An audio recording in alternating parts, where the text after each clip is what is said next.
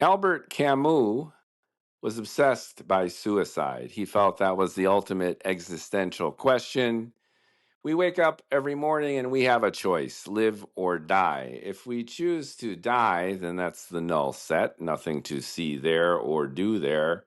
And if we choose to live, then all considerations of philosophy, morality, psychology instantly come into play, and we have no choice but to fess up and deal with it. And how we do that is an indicator of who we are as a person and how we fare in a culture that, frankly, never really knows quite what to do with suicide. As we get older, all of us are touched by it in some way, either a loved one or someone we've known. Many of us have dealt with depression in one form or another. Most of us, even in a mild sense, might have considered it as a possibility at some point. And yet we persist, unique in the animal kingdom, blessed with this ability to predictively foreshadow our own fate. And in so doing, damn ourselves with this realization that we're all so very close to realizing our own mortality with our own volition. It's frightening, it's paradoxical, and it does lie at the heart of so much of what makes us human. About a year ago, I moved from New York to California. And as I did so, a former colleague and friend decided to take their own life. The act was not a surprise. He had endured self-isolation, a series of professional calamities, apparently personal ones that I wasn't even privy to. So it seemed inevitable in its own sad sense, yet still surprising. He also was a fan of my writing. So, for crassly selfish reasons, now that I've finished my second novel, a science fiction book based on a short story that he had read and loved years ago, I'm missing my colleague, former colleague, friend, fellow eccentric writer and creative person, but also the one person in my social circle whom I know would have loved my book and given me insightful, penetrating feedback on it. So I miss him for all these reasons. And on the year anniversary of moving here, I'm thinking about him on the 1 month anniversary of the publication of the book that I knew he would have gotten into. I miss him. And it's gotten me thinking about suicide. There's a story of two suicides that exist in parallel to each other. A sad, tragic, complementary set of suicides. And I thought I would riff on this a little bit today because this is top of mind. And I just sense when something percolates to the top of my consciousness, I want to capture it. I want to share it because it feels resonant. And like a dream that you remember upon waking, if you don't write it down, even a word or two that'll trigger the memories of that dream is lost forever to you. And no doubt your unconscious was trying to tell you something. That message is lost. And I think there are messages here in this story, these two sad stories that are oddly interwoven. Hello and welcome to the Bald Ambition Podcast. I am your bald host, Mookie Spitz, and the angle on ambition is one of a cautionary tale. And as I mentioned, I'm taking a look at two suicides that remind us of the frailty of human life and also the duality that rests in the day-to-day struggle of always always wanting more and more.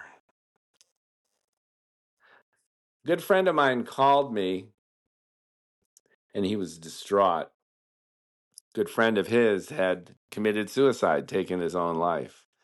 I empathized, having experienced a similar loss the year before when a friend of mine in Chicago shot himself days before I was planning on visiting. Neither suicide came as a surprise to those who knew them. Both tragedies, the culmination of years of struggle, death, their final message to themselves and to us. Beyond their last act, the two had little else in common. Prior to their decline, Andrew was a family man, socialite, and bon vivant, a pilot, sailor, hiker, and cyclist. In stark contrast, Jacob lived alone in a basement, had little family, no close friends, and remained withdrawn from others in the world.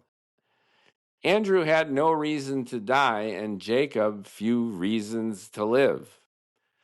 Despite their obvious differences, perhaps Andrew's gradual disintegration and Jacob's chronic depression had a similar hidden source. A telltale twitch was the first sign Andrew was headed for trouble, eventually erupting into full-blown panic attacks that permanently grounded him from his passion for flying airplanes. The more he fought it, the worse he felt. The negative feedback loop reverberated throughout every aspect of his life. What once came easily got progressively more difficult until before he knew what happened was impossible. As his passions slipped away, so did his professional career and social circles. His family tried to intervene, resulting in alienation even at home. The brightest of worlds darkened. Jacob's trauma started where Andrew's began. Gripped by anxiety throughout his adult life, Jacob felt unable to consummate romantic, professional, and cordial relationships. His self-imposed isolation exacerbated the paranoia that further fueled despair and loneliness, creating his own claustrophobic loop with no outlet. My friend saw his friend Andrew days before he died, in retrospect, realizing that his friend looked especially despondent, as if he had given up, was resigned to his dire fate. I received a cryptic text from Jacob days before he took his own life, telling me he had to make preparations for what proved to be that fateful weekend. Both of these suicides were premeditated, both victims knowing exactly what they were doing,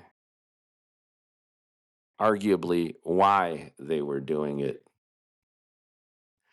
Contemporary psychiatry arguably began with Freud and Jung. Their ideas centered around understanding the relationship between our conscious and unconscious minds. Imagine a contentious partnership between a slithering reptile brain, unable to articulate its desires, and an advanced primate brain able to communicate but not wanting to listen. In terms of such a model, we experience a neurosis when our conscious mind places us into a situation that our unconscious mind does not like. Incapable of directly articulating dissatisfaction, our unconscious mind impairs our ability to function in that situation, forcing us to stop doing whatever is so upsetting. After the upset is removed, the neurosis stops. The idea that we're not in complete control of our lives is uncomfortable, let alone the assertion that a shadow self influences and often leads us. We tend to take for granted things that work properly and are reminded what might be lurking under the hood only when things break down. Our psyches are similar, especially when we do our best and repeatedly fail. Despite our intentions, the delta between desire and outcome is often daunting to the point we define success as our ability to bridge that gap. Working hard to achieve a worthwhile goal is healthy, while struggling to overcome a neurosis is de facto a mental illness. Maybe Andrew was being told by his unconscious to stop, while Jacob was getting a go message. Andrew developed a mysterious twitch that morphed into panic attacks. His unconscious mind at first managed to get him out of the cockpit, but flying per se wasn't what was triggering his reptile brain. The ultimate winner, apex predator, Andrew had spent his entire adult life doing everything that was expected of him and doing it all well. But what wasn't expected of him? In a similar yet complementary sense, Jacob's adult life was an endless series of panic attacks that reverberated into a mysterious twitch. Opposite of an overachiever, he accomplished the bare minimum, ricocheting from one faux crisis to the next. If Andrew's unconscious mind prodded him towards self-reflection, Jacob simply tried to get him out of his dank basement. Darkness before the dawn is a cliche, but a powerful one. A trite expression that is scientifically inaccurate, instead capturing the sentiment that the toughest times are often experienced at the brink of a breakthrough. Creatures of habit seeking security, few of us are capable of making a transformative change. And if we are, only when put into a position where we have no other choice. At that point, it's either do or die. Andrew losing his wings created a domino effect that cascaded throughout his entire life. The loss of his core identity kicking out from under him the foundation of who he was and why he existed. Perhaps Andrew had to tear himself down before being able to build himself back up, a process that could work if he let it happen. Instead, he resisted it every step of the way. Jacob was also taken to the brink, paradoxically killing himself just a week before receiving an early pension for emotional disability. For the first time in his adult life, Jacob would no longer be forced to interact with anyone. He could shield himself and his vulnerabilities with a subsistence income that enabled him to creep back into his basement literally for the rest of his life. Suicide became the solution for Andrew and Jacob at their respective moments of greatest exposure. The consummate winner at his lowest point, the insufferable loser at his highest. Feeling as though he had nowhere left to go, Andrew chose nowhere. Accomplishing his lifelong goal, Jacob realized he finally had to face the childhood demons from which he fled. The dual tragedy is that they took their own lives at that moment when their unconscious and conscious minds had at long last, and through great sacrifice, finally communicated with each other. Andrew might have been able to discover what ailed him with all distractions removed, and Jacob might have been able to peel away his protective layers from a place of safety. Andrew and Jacob's family, friends, and colleagues did their best to provide support and mitigate their pain. Our society can do much better, though, to better understand why people sometimes, air quote, fail, and to learn the language of the unconscious mind, which knows what's truly good and bad for us. Most often, all we need to do is listen to ourselves and each other.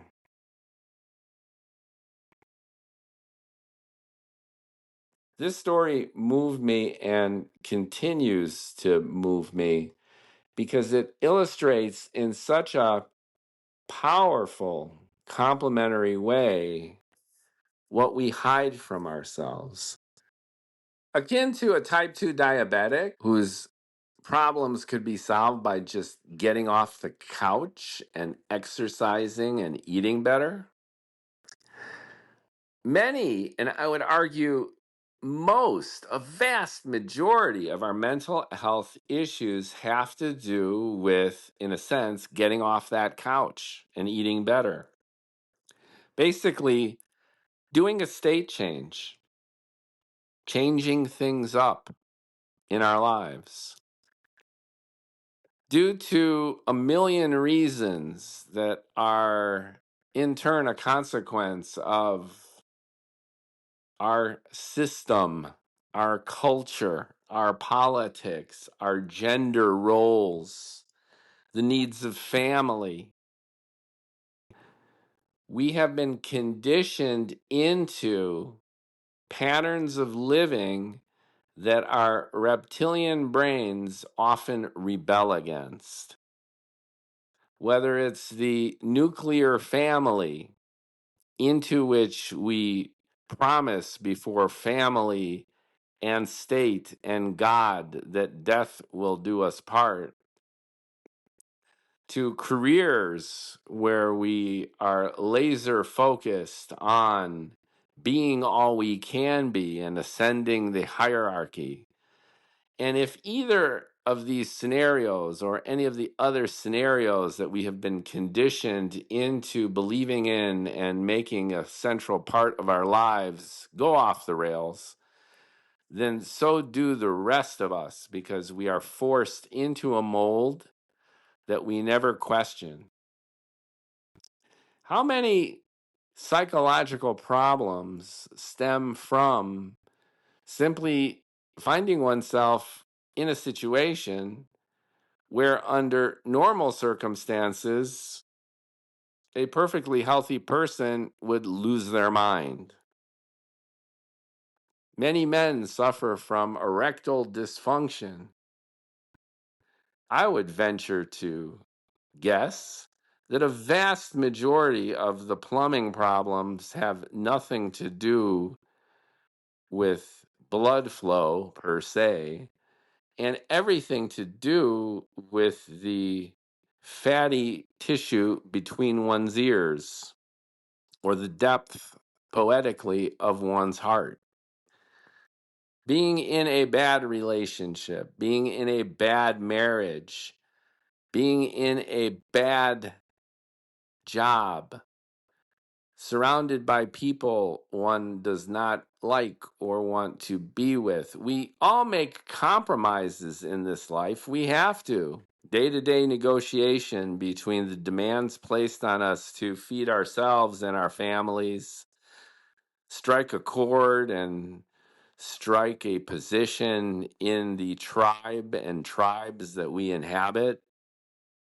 Yet the demands placed on us and the sacrifices made, although often necessary, are often also taken in stride to the point where we have no way out.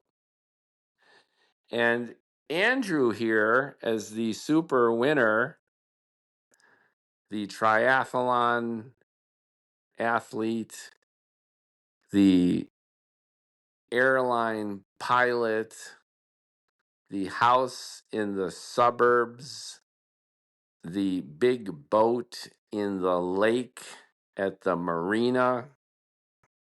Something was off. And when he was up there flying and he got the shakes, literally those shakes were like the dream that was vivid in his mind the second he woke up in the morning. But he chose, I believe, to forget about it. Instead of writing down an image so that he could remember the whole thing and perhaps wonder why he dreamt it and what his unconscious mind was trying to communicate to him, Andrew chose to look at the shakes and the tremors as something that he needed to suppress. So the negative feedback loop was only exacerbated by his conscious mind, instead of listening to his inner reptile, turned around and threw it back and fought it.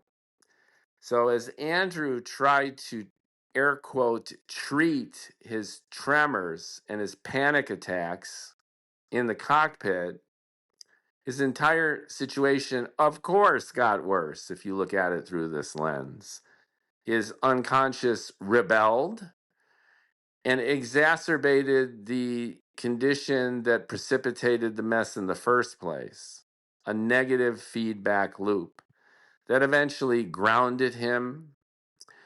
And rather than take the grounding as the message, his unconscious was saying, hey, buddy, you are a star pilot, and this is the essence of your identity. But you know what? Your identity is fucked because you're living a lie. And I don't know the details, and it's none of my business, but I'm using this as a model to show that the consummate winner, according to society's standards, was not one according to the standards of his own inner being. And framed in this way, his inner sense of self was saying, you need to change gears. You need to change your life. The life you're leading right now is leading us to disaster. And of course, he fought that too. And he fought it, and he fought it, and he fought it until the point where he met my friend a few days before he decided to take his own life, and his friend noticed that complete aura of complete resignation. I give up. But there's a mystery there. How often do we hear that someone took their own life or is chronically depressed or is in the shit, and we tend to dismiss it as a chemical imbalance? Well, that could very well be the case in many cases. And that they should be medicated. Well, okay, treat the symptoms, not the cause. When I believe strongly that there's a communication, an inner communication that is taking place and is not being listened to, and actions not being taken. And a war is taking place inside the soul of a human being. And that human being is not listening to themselves. And the consequence of civil wars are the worst kinds of wars, where a country, a person, destroys themselves from within. And Andrew seems like the type of person who did exactly that. And like any mystery, there's a solution, there's an answer. We tend to resign ourselves to this idiopathic sensibility that we don't know why they feel depressed, that could be chemistry or environment, but it's a mystery and it's elusive and it's tragic. And who knows what he was discussing with his therapist. And again, it's none of my business. And I'm using this for illustrative purposes. So any similarity between anyone, assume it's my creative imagination. But the point I'm making here is his inner self was telling him, stop. Stop your flying. Perhaps stop your marriage. And maybe, just maybe, change your job, get divorced, recreate your life. But that was the only life that he knew. That was the only life that society allowed him to have.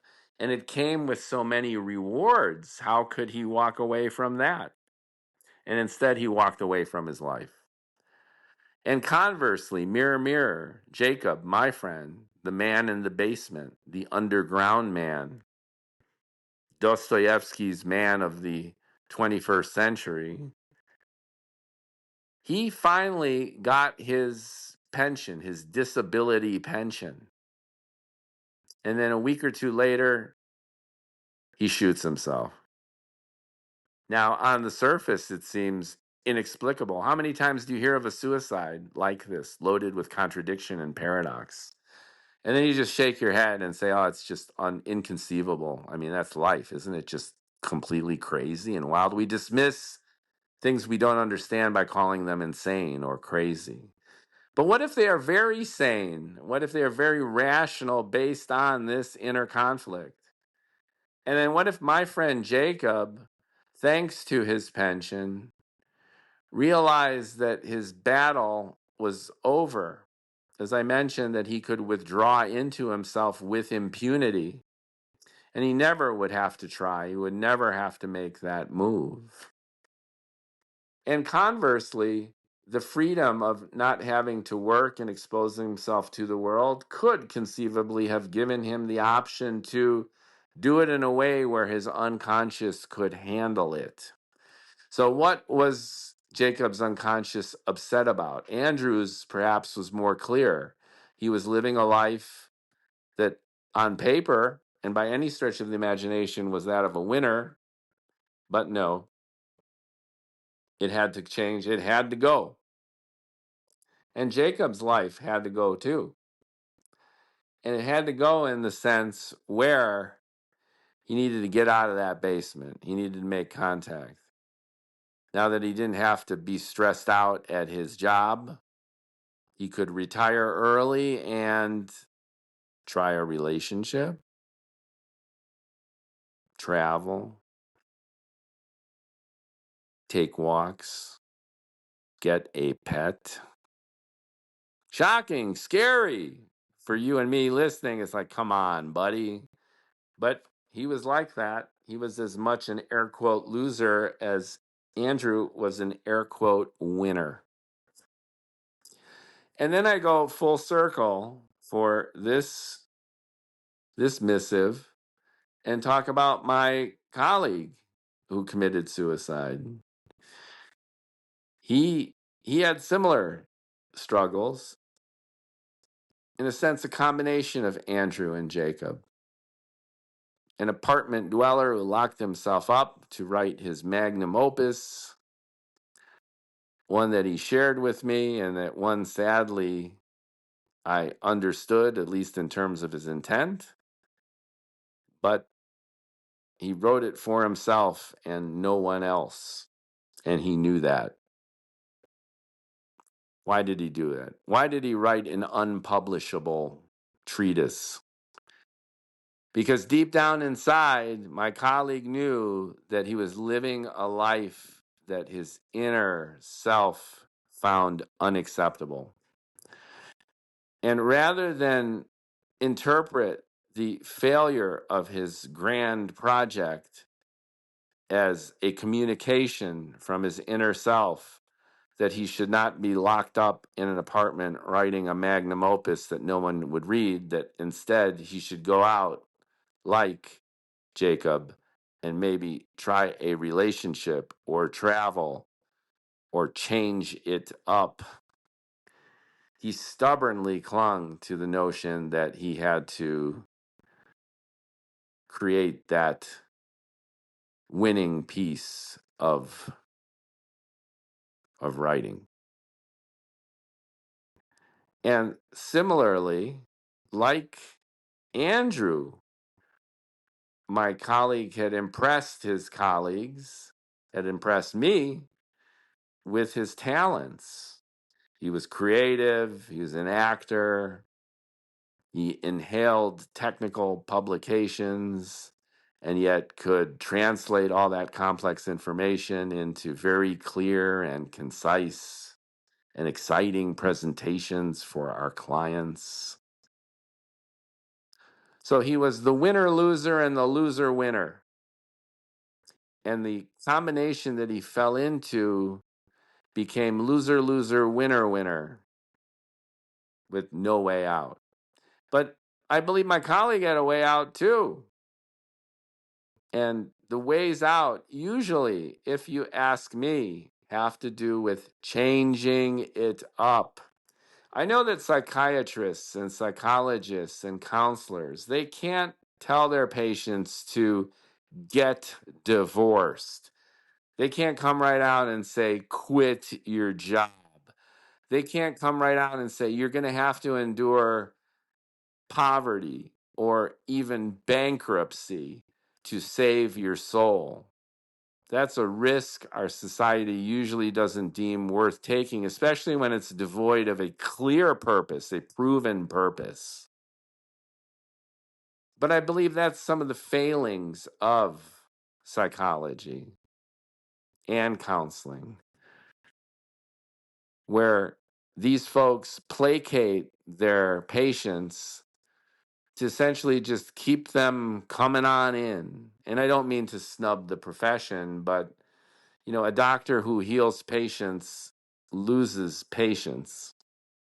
I believe we have a system of chronic counseling and chronic therapy. I lived in New York for a while, and it's a cliche and a joke and a Seinfeld skit how everyone's getting their head shrunk. And I don't think that that's necessarily in and of itself bad. I mean, people go to MoMA and think they're looking at gorgeous pieces of art. So people will do what they think they should do.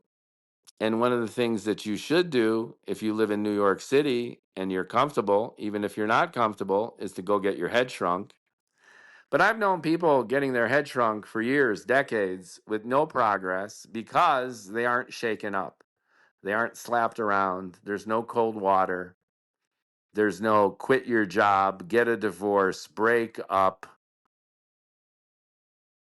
go take that hike, go on that mountain, be Zarathustra in your own way, kiss the Buddha.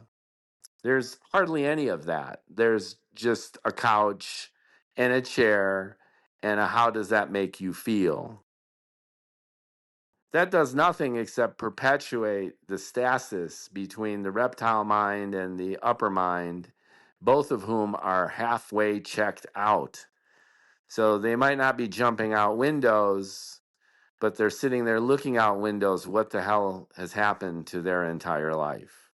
And I'm not advocating that people break up and get divorced and quit their jobs. And I'm not saying that bankruptcy or taking even this big financial risk is worth it.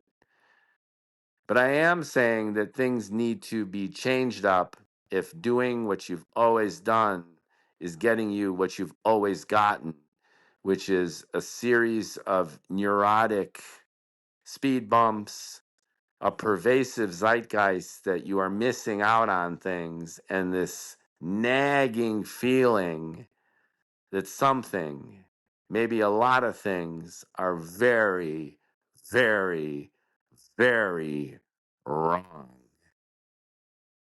And that is the beginning of a very, very, very healthy and correct, if you will, existence, at least in terms of who you are and how you're wired.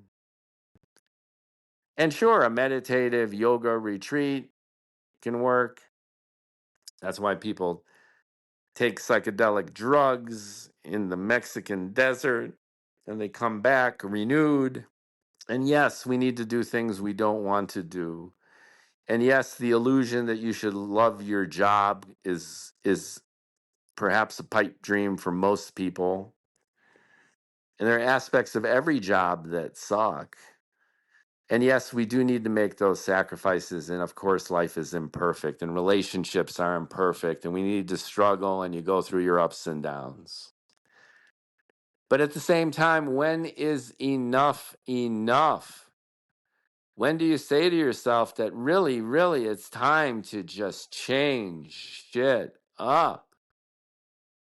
And when can you say to yourself with conviction and with action that I'm doing this for me? I'm not doing it for the expectation of others or this identity that's been organically created, perhaps as a path of least resistance, perhaps as a hard fought and well-earned journey of ascent through our hierarchy, bravo, be the winner. Go get some. But like Andrew, sooner or later, the go get some has to morph into just the sum, not the constant getting and the going and getting the sum, but just some of enough that makes you happy, where your wife isn't berating you or your husband isn't ignoring or abusing you, where the last time you got laid was 6 months, a year ago, and it was just lip service, so to speak, where you do your job and you could be good at your job, but it's your job and it's the same job you've been doing for years, for decades, and that's all you know. But how can you leave? Because you can afford the lifestyle that you actually, when you really think about it, you mostly hate. This is the agonizing condition that Thoreau wrote about, Mark Twain wrote about it, the Greeks sought to circumvent with the good life. It's really the stuff of literature, the stuff of all great books, especially American books, because we've got this dream, the American dream. And when it falls flat and it smells like shit, and there's no place else to go, because where would you go? You're living the American dream. Then what? That's why I think it's particularly acute in this country, where we come with so many of these expectations. This might be a stereotype, but the French woman could have an affair with a banker and a street sweeper, and there's no shame in it. In fact, it kind of livens up her bedroom. And again, that might sound like a stereotype, but I'm capturing a different sensibility. They have class struggle, and believe me, the French could be snobs in their own way. But when it comes to a great fuck, that's a whole different story. And I think that's what's missing in our American dream. That we have so much bullshit attached to the American dream that it's really a goddamn nightmare for most of us. And we see it. We see it with the tragic lives of the Andrews and the Jacobs and my own former colleague and former literary fan. And then we lose them. We lose our friends. We lose our book reviewers. We lose them to the fiction of living lies. And maybe, if we're lucky, if we get our ass kicked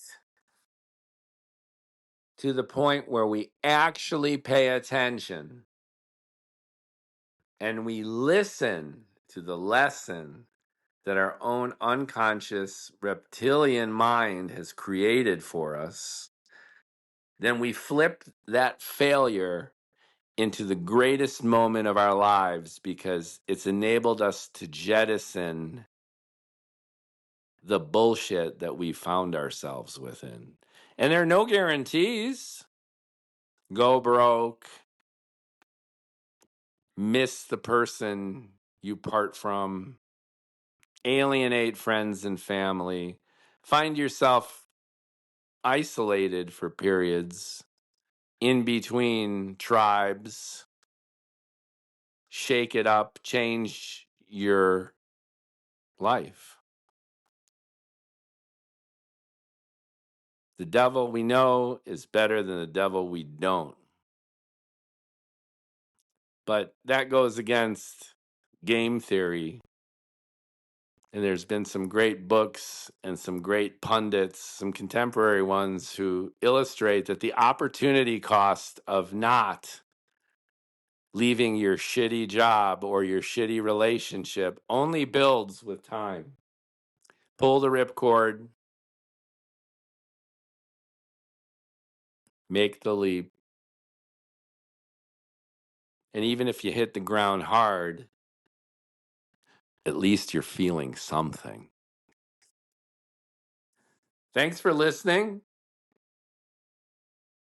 I'm going to follow up with another personal story on my own leap, but I felt the need to share Andrew and Jacob and my colleague, and I feel better for doing it. And hopefully you feel better for listening. And thank you for listening to the podcast. Bald ambition. It seems to have its own double, triple meaning, kind of like naked lunch. When ambition is bald, maybe you could see what the ambition really is. And sometimes it's not that pretty. And sometimes after you strip it away and see it for what it is, you could be like Telly Savalas or Michael Jordan and really make it beautiful, baby.